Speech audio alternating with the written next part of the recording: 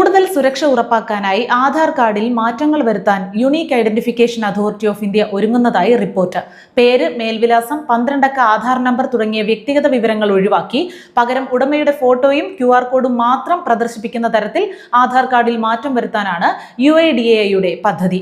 ആധാർ വിവരങ്ങൾ ദുരുപയോഗം ചെയ്യുന്നത് തടയാൻ വേണ്ടിയാണ് കാർഡിൽ പരിഷ്കാരത്തിന് unique identification authority of India ഒരുങ്ങുന്നതെന്നാണ് റിപ്പോർട്ടുകൾ വ്യക്തമാക്കുന്നത്.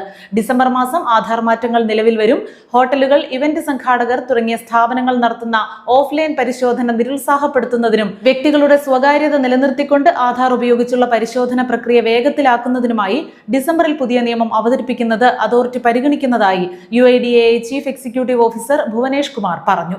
ആധാർ കാർഡിൽ ഒരു ഫോട്ടോയും QR കോഡും മാത്രം ഉൾപ്പെടുത്തുന്ന കാര്യം പരിഗണിക്കുകയാണെന്നാണ് അദ്ദേഹം പറഞ്ഞത്.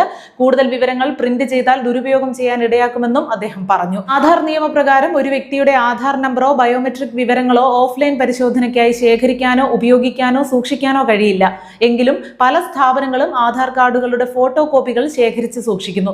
ഇത് വഞ്ചനയ്ക്കോ ദുരുപയോഗത്തിനോ ഉള്ള സാധ്യത ഉണ്ടാക്കുന്നു. ഇത് തടയുന്നതിനായി എല്ലാ ആധാർ വിവരങ്ങളും ഇപ്പോൾ രഹസ്യമാക്കി വെച്ചിരിക്കുന്നു. അതിനാൽ ഓഫ്ലൈൻ പരിശോധന നിരോധിക്കുന്നതിലൂടെ ആളുകളുടെ വിവരങ്ങൾ ദുരുപയോഗം ചെയ്യുന്നത് തടയാൻ കഴിയും. പുതിയ കാർഡിൽ എല്ലാ വിവരങ്ങളും QR കോഡിനുള്ളിൽ സുരക്ഷിതമായി സൂക്ഷിക്കും. അത് ശരിയായ ഓതന്റിക്കേഷൻ ചാനലുകളിലൂടെ മാത്രമേ ആക്സസ് ചെയ്യാൻ കഴിയൂ. ആധാർ ഒരിക്കലും ഒരു രേഖയായി ഉപയോഗിക്കരുത്. ആധാർ നമ്പർ ഉപയോഗിച്ച് അധികാരമാക്കുകയോ QR കോഡ് ഉപയോഗിച്ച് പരിശോധിക്കുകയോ മാത്രമേ ചെയ്യാവൂ. അല്ലെങ്കിൽ അത് വ്യാജരേഖയാകാമെന്നും ഭുവനേഷ് കുമാർ കൂട്ടിച്ചേർത്തു.